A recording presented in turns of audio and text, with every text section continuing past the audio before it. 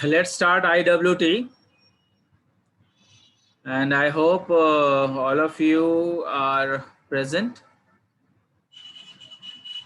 जो प्रेजेंट नहीं हो पाए हैं उनको मैसेज कर दीजिए आप लोग सभी लोग। अब जो है हम लोग IWT में जो कर रहे थे हम लोग लास्ट क्लास में वो ये था कि थ्री वे हैंडशेक टेक्निक पढ़ रहे थे, राइट। तो थ्री वे हैंडशेक टेक्निक में हम लोगों ने ये किया हुआ है ऑलरेडी कि किस तरीके से थ्री वे हैंडशेक टेक्निक काम करता है, और थ्री वे हैंडशेक टेक्निक में हम लोग जो है यूज़र, क्लाइंट और सर्वर किस तरीके से काम करता है। तो ये three way handshake technique is very important technique जो कि आप लोगों को हमेशा पूछा जाता है। I will be sharing you the screen, will move forward, है ना। ये देखिए, connection terminating using three way handshake technique, यही हम लोगों ने किया था कल। अब इसमें जो है नेक्स्ट जो चीज़ें पढ़नी है वो आगे है। देखिए हाफ केस किस तरीके से काम करता है। हाफ क्लोज जो है वो इसमें देखने को मिलेगी एक तरफ से, जिसमें कि क्या होता है कि क्लोजनेस होती है।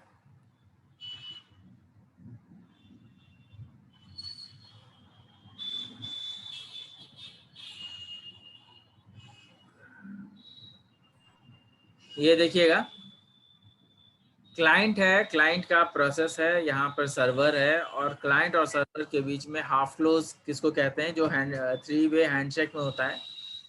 कि उसमें क्या होता है कि एक्टिव क्लोज यहाँ पे चल देता है, शुरू हो जाता है एक्टिव क्लोज, और वो आपका सर्वर तक जाता है, सर्वर से भी आपका कनेक्शन क्लोज कर दिया जाता है। लेकिन इसमें क्या होता है कि डेटा सेगमेंट जो सर्वर से चलता है वो क्लाइंट को एक्नॉलेजमेंट के रूप में जो है चला जाता है। मतलब डेटा सेगमेंट जो है, data segment from server to client जा रहा है, और एक्नॉलेजमेंट जो है वो क्लाइंट टू सर्वर जा रहा है। तो यहाँ पे जो डेटा का जो जो आपका आवागमन है, इसको कहेंगे, जो TCP IP प्रोटोकॉल में होता है, तो उसमें क्या होता है कि आपका जो क्लाइंट प्रोसेस है वो डिफरेंट ट्रांसपोर्ट लेयर के जरिए जो है वो काम में आ जाता है, और सर्वर ट्रांसपोर्ट लेयर जो है वो सर्वर प्रोसेस के काम में आता है। तो यहाँ पे हम लोग क्या करते हैं कि एक एक्नॉलेजमेंट फ्लैग और फिन फ्लैग, दो चीज़ होते हैं, ए और एफ जिसको कि बोलते हैं हम लोग। तो यहाँ पे जो यहाँ पे जो यूटिलाइज किया गया है, ये एक्नॉलेजमेंट फ्लैग के लिए इस्तेमाल किया गया है, एफ जो है फिन के लिए इस्तेमाल किया गया है। तो यहाँ पर देखिएगा कि एक्नॉलेजमेंट उधर से आ रहा है, और यहाँ पे पूरा का पूरा डेटा जो है एक्नॉलेजमेंट के साथ फिन भी जा रहा है ना। तो यहाँ पे जो है ये हाफ क्लोज इसलिए बोलते हैं कि अगर मान लिया कि जो आपका क्लाइंट है वो अगर ऑनलाइन नहीं है, तो वो क्या होता है कि आपका कनेक्शन जो है वो टर्मिनेट नहीं किया जाता है, टर्मिनेट हो जाता है सर्वर के जरिए से। अब जो पार्ट बच जाता है वो सर्वर और क्लाइंट के बीच में बच जाता है, जो कि सर्वर से आपको जिस डेस्टिनेशन पे पहुंचना है उस मैसेज की बात हो रही है। तो जब डेस्टिनेशन जो है जो भी डेस्टिनेशन कंप्यूटर है वहां तक आपका अगर डेटा पहुंचना है, तो उसमें हम लोग जो है यूटिलाइज करते हैं हाफ क्लोज को। इसको हाफ क्लोज कहते हैं क्योंकि अपना काम जो है, क्लाइंट जो है सर्वर को भेज चुका डेटा, तो सर्वर ने डेटा को भेज दिया है क्लाइंट को, सॉरी क्लाइंट ने सर्वर को भेज दिया, मतलब यूजर ने सर्वर को भेज दिया डेटा, सर्वर ने एक्सेप्ट कर लिया, तो आधा काम खत्म हो गया। और फिर जो क्लाइंट जो सर्वर है वो अपने तरफ से क्लोज कर देता है, एक्टिव क्लोज जिसको बोलते हैं। उसके बाद जब तक आपका वो डेटा रिसीव नहीं हो जाता है क्लाइंट के द्वारा, तब तक जो है वो कनेक्शन बिल्ट रहता है, और वो जनरली तभी होता है जब आपका क्लाइंट जो है इंटरनेट से जुड़ जाता है। इसीलिए आधा काम होता है, इसलिए इसको हाफ क्लोज बोलते हैं। नेक्स्ट और भी चीजें हैं, state transition diagram. State transition diagram क्या होता है कि it keeps a track of all different events happening. State transition diagram क्या करता है कि वो जितने भी काम हो रहे हैं वो सब पे ध्यान रखता है। To keep a track of all the different events happening, जितने भी इवेंट्स हो रहे हैं सब पे वो ध्यान रखता है। ड्यूरिंग कनेक्शन एस्टेब्लिशमेंट, जो भी आपका कनेक्शन एस्टेब्लिशमेंट हो रहा है उन सभी चीज़ों पे अगर कोई ध्यान रखता है तो वो है स्टेट ट्रांजिशन डायग्राम। वो सब कुछ बता देता है कि आपका कौन सा कनेक्शन कहाँ पे बिल्ड हुआ है, कहाँ पे लूज हुआ है, कहाँ पे टर्मिनेट हुआ है, सब कुछ। तो ये वही चीज़ यहाँ पे मैंने लिखा हुआ है, to keep track of all the different events happening during connection establishment, connection termination and data transfer. TCP is specified as the finite state machine. TCP is specified as the finite state machine shown in figure. अब नीचे जो figure दिया हुआ है उसमें आपको देखना है। ये आपका है state transition diagram. State transition diagram में क्या होता है कि यहाँ पर देखिएगा ध्यान से कि जो स्टेट ट्रांजिशन डायग्राम है उसमें क्लाइंट जो आपका, पहले समझिएगा, जो कंटिन्यूअस ब्लैक लाइन है वो क्लाइंट ट्रांजिशन का है। ब्रेक जो ब्रोकन ब्लैक लाइन है वो सर्वर ट्रांजिशन का है। तो रेड लाइन है वो है क्लाइंट और सर्वर ट्रांसमिशन, मतलब कि क्लाइंट और सर्वर दोनों का हो सकता है। अब यहाँ पे देखिएगा कि यहाँ पर नीचे से देखिए कि जो डेटा है आपका वो कैसे किस तरीके से स्टेट ट्रांजिशन डायग्राम काम करता है, हर चीज का ध्यान कैसे रखता है, वो डायग्रामेटिक व्यू है। यहाँ पे देखिएगा कि टाइम वेट भी है, FIN वेट है, वेट 1, वेट 2, यहाँ क्लोजिंग है, क्लोज वेट है, लास्ट एक्नॉलेजमेंट है, वो सब है। तो अगर मान लिया यहाँ पर क्लोज है, स्टेट ट्रांजिशन डायग्राम में अगर यहाँ पे क्लोज है तो आपका जो डेटा है वो यहाँ पे जाएगा ही नहीं। तो क्लाइंट का ट्रांजिशन से जो कनेक्शन होगा वो सर्वर ट्रांजिशन होगा। यहाँ पे मैंने आपको दिखा रखा है, यहाँ पे जो आपका कनेक्शन है वो सर्वर ट्रांजिशन के रूप में है ना। ब्रोकन लाइन है, ब्रोकन ब्लैक लाइन। लिसन से फिर यहाँ पर जाता है सिंक्रोनाइज्ड रिसीवर के पास, वो भी आपका ब्रोकन लाइन में ही है। लेकिन जो रेड लाइन है आपका वो है आपका क्लाइंट और सर्वर ट्रांजिशन। तो ये रेड लाइन पे ध्यान देना है कि अगर सिंक्रोनाइज हुआ है, रिसीव हुआ है, तो वो लिसन के पास जाएगा, उसको क्लोज करेगा।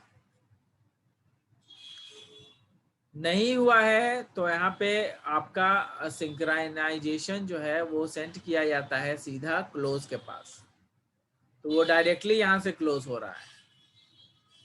ये पिंक लाइन आपको दिखाएगा, है ना। एक्टिव ओपन सिंक्रोनाइजेशन जो है वो क्या है, सिंक्रोनाइजेशन सेंट कैसे है, तो एक्टिवली ओपन है वो। तो इस तरीके से जो है आपका ये पूरा स्टेट ट्रांजिशन डायग्राम काम करता है कि जो एस्टेब्लिशमेंट है वो दोनों से जुड़ा हुआ है, रिसीवर से भी और जो सेंडर है उससे भी जुड़ा हुआ है, रिसीव्ड और सेंट। यहाँ पर सेंट है, यहाँ पे रिसीव्ड है, यहाँ पे एक्नॉलेजमेंट रिसीव हो रहा है, यहाँ पे भी एक्नॉलेजमेंट सेंड हो रहा है और रिसीव भी हो रहा है। ठीक है, तो ये सब चीज़ें हैं, कहाँ पर कौन सी चीज़ें हो रही है वो यहाँ पे दिखाया गया है। स्टेट ट्रांजिशन डायग्राम बहुत इंपॉर्टेंट नहीं है, बहुत कुछ ऐसा पूछा नहीं जाता है, लेकिन हाँ पढ़ लेने में कोई वो व्यर्थ नहीं है। इसको आप लोग स्क्रीनशॉट ले लीजिए ताकि आप लोगों को इसका ध्यान में रहे।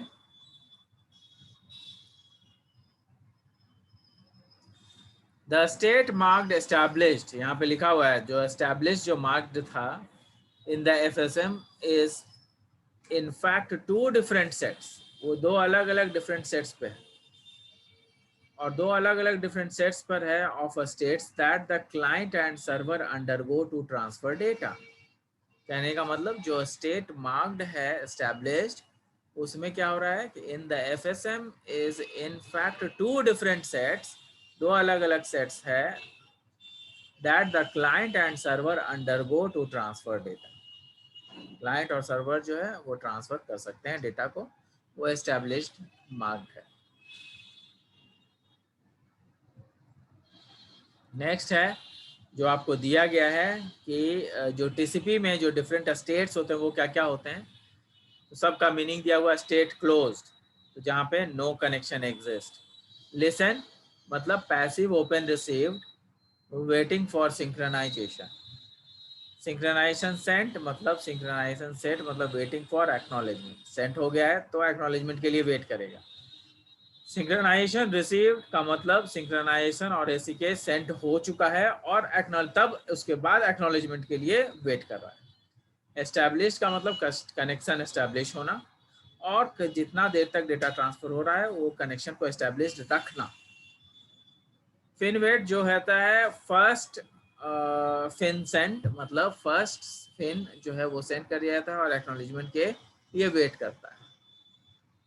फिन वेट टू, इसका मतलब होता है कि एक्नॉलेजमेंट जो है पहले फिन का रिसीव हो गया है, तभी आपका जो है यहाँ पर वेट कर रहा है सेकंड का। जैसे यहाँ पे मैं देखा आपने, यहाँ पे फिन वेट 1 है, फिन वेट 2 है, मतलब जो एक्नॉलेजमेंट है फिन वेट 2 तभी होगा जब यहाँ फिन वेट 1 से एक्नॉलेजमेंट रिसीव हो जाएगा, तब जो है फिन वेट 2 जो है वो उसको भेजा जाएगा, है ना। तो उस तरीके से जो है एस्टैब्लिशमेंट का काम चलता है। यहाँ एस्टैब्लिशमेंट है, एस्टैब्लिश कनेक्शन है, और एस्टैब्लिश कनेक्शन के अनुसार देखा जा रहा है किस तरीके से आपका फिन वेट 1 हो रहा है, फिन वेट 2 हो रहा है। अब ये देखिएगा कि जो आपका नेक्स्ट है क्लोज वेट, इसका मतलब ये होता है कि फर्स्ट फिन रिसीव्ड, पहला फिन जो है वो रिसीव हो गया, एसीके सेंट हो गया, and that is waiting for application to close. First FIN received, ACK sent, waiting for application to close, ये चीजें हैं। टाइम वेट आपका जो है सेकेंड फिन रिसीव्ड जब होता है तो उसके बीच में जो टाइम लगता है ताकि वो एसीके सेंट हो पाए, तो that is the time wait. Last acknowledgement, जो भी लास्ट एक्नॉलेजमेंट मिला है सेकेंड फिन में, तो वो आपका जो उसके पहले का जो भी एक्नॉलेजमेंट होगा वो क्लियर हो जाना चाहिए। क्लोजिंग मतलब both the sides to close simultaneously, आपका जो क्लोजिंग है वो दोनों साइड से होना चाहिए। ये सब इसके मतलब हैं, सबको मिला के पढ़िएगा तो अच्छा लगेगा, समझ में आएगा।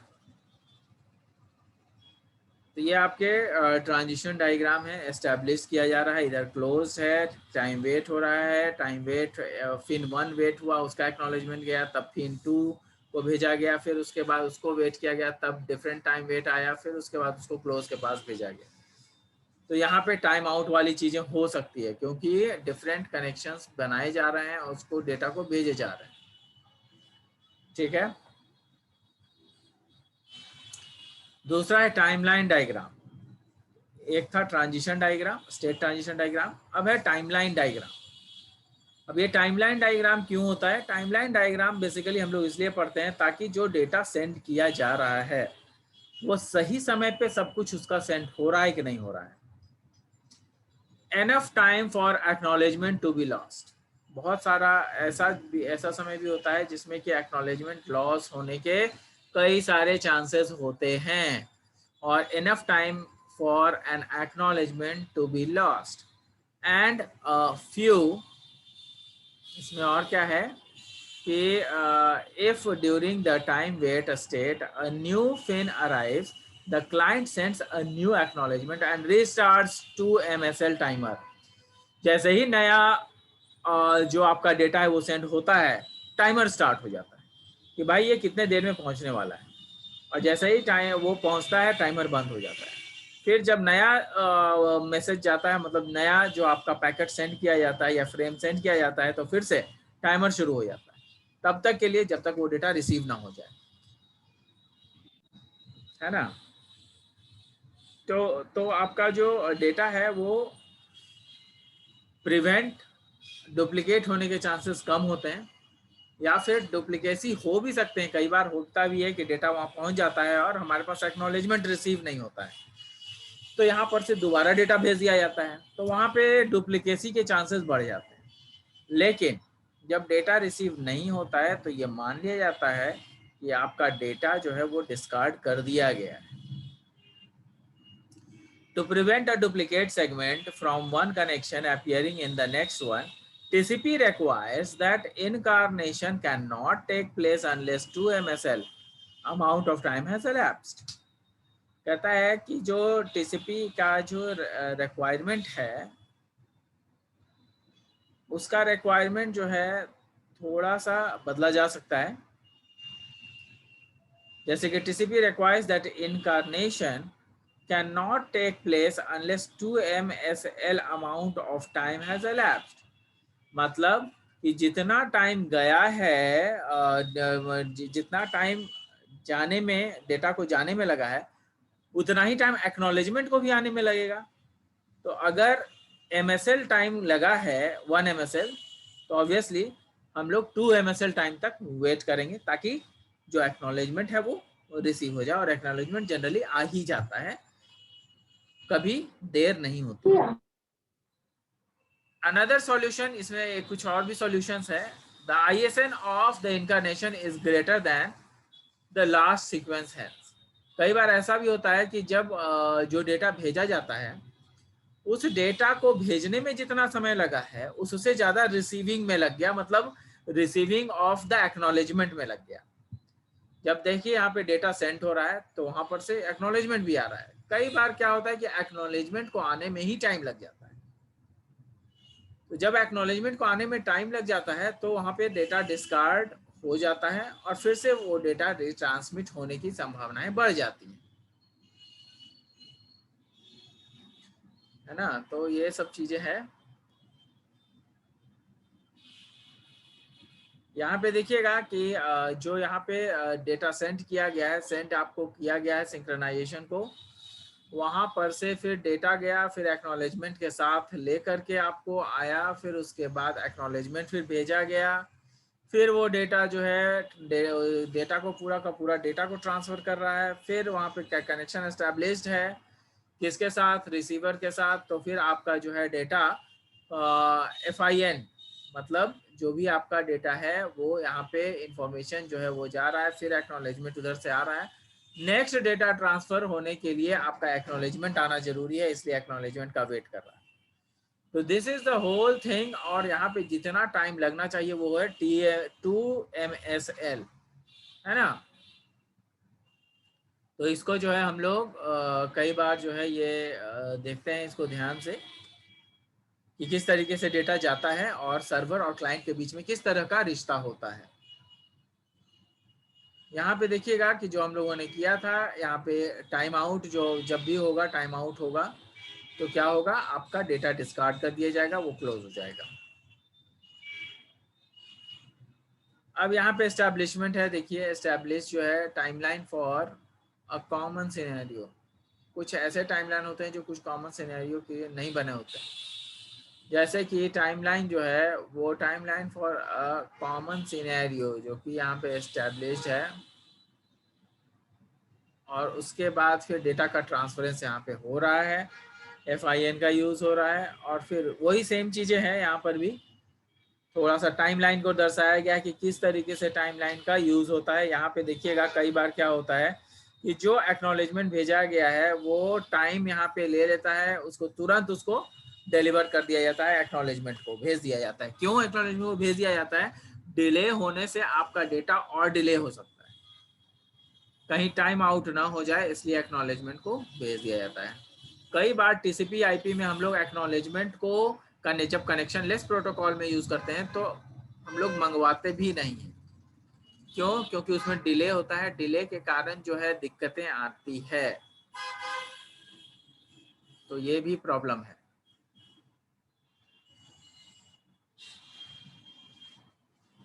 ठीक है। नेक्स्ट जो है साइमल्टेनियस ओपन, यहाँ पर जो है कई सारी चीज़ एक साथ ओपन होते हैं। प्रोसेस, ट्रांसपोर्ट लेयर का, ट्रांसपोर्ट लेयर और प्रोसेस का, यहाँ पर जो है कई सारी चीज़ें दिखाई गई हैं। यहाँ पे एक्टिव ओपन केस है। एक्टिव ओपन केस कहने का मतलब है कि जो आपका डेटा है वो सेंड किया गया, और जो डेटा सेंड किया गया है उसको जो है यहाँ पर मतलब साइमल्टेनियसली इधर से भी डेटा जा रहा है और इधर से भी डेटा जा रहा है। कहने का मतलब दो अलग अलग आपके जो डेटा हैं वो सेंड किए जा रहे हैं और रिसीव किए जा रहे हैं। दो अलग अलग डेटा जो है वो एक साथ सेंड और रिसीव किए जा रहे हैं। यहाँ पे देखिएगा, यहाँ पे जो दिया हुआ है वो ये है कि आपका जो डेटा है वो यहाँ पे क्लोज एक्टिव ओपन केसेस है। एक्टिव ओपन केसेस यहाँ भी है। जब डेटा भेज दिया जाता है वहीं पर उसको क्लोज भी कर दिया जाता है, डेटा यहाँ पे पहुंच जाता है, उधर से डेटा इधर आ रहा है, और दोनों का जो सिंक्रोनाइजेशन प्लस एक्नॉलेजमेंट है वो दोनों तरफ से दोनों तरफ जा रहा है। तो यहाँ पर क्या होता है कि जो एस्टैब्लिश्ड कनेक्शन है वो ब्रेक होने की संभावनाएं होती है। क्यों होती है? क्योंकि दोनों तरफ से डेटा एक साथ आ जा रहा है। ठीक है, तो इसको साइमल्टेनियस ओपन कहते हैं, साइमल्टेनियस क्लोज। वहीं पे क्या होता है, जब दोनों तरफ से डेटा को एक्टिवेट किया जाता है लेकिन वो दोनों को एक साथ जो है डेटा को क्लोज भी कर देते हैं, मतलब डेटा भेजना बंद कर देते हैं। तो एक साथ बंद भी हो सकता है। कई बार ऐसा होता है कि जिस समय आपका कंप्यूटर बंद हुआ या जिस समय आपने डेटा भेजना बंद किया उस समय दूसरे कंप्यूटर भी डेटा भेजना बंद कर देंगे। तो उस समय क्या होगा, उस समय साइमल्टेनियस क्लोज की संभावनाएं पैदा हो जाएंगी।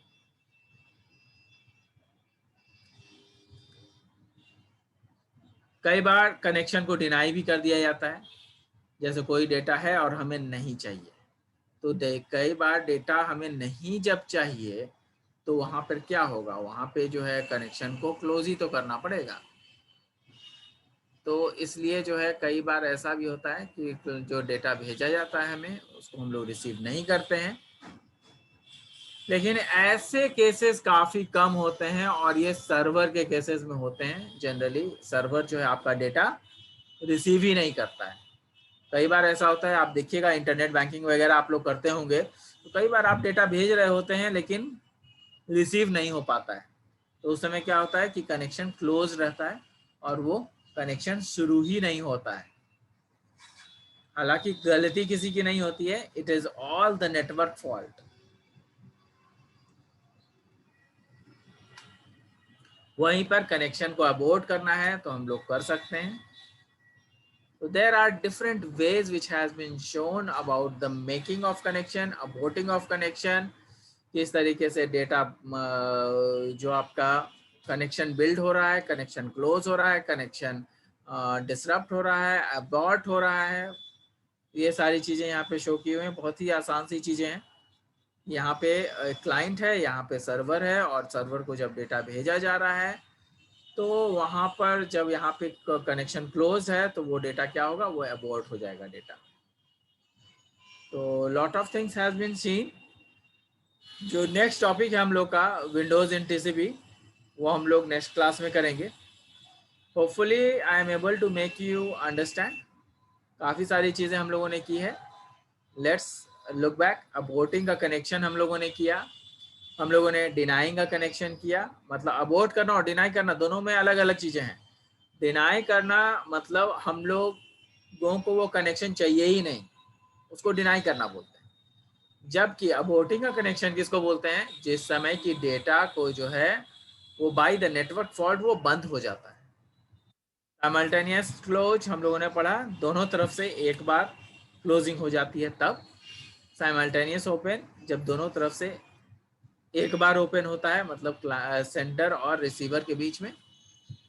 टाइमलाइन क्या होता है, टाइमलाइन फॉर कॉमन सिनेरियोज जिसको कि कह सकते हैं टाइमलाइन में, वो जनरली कब होता है, जब आपका कॉमन सिनेरियो भेजा जाता है कई सारे लोगों को एक साथ।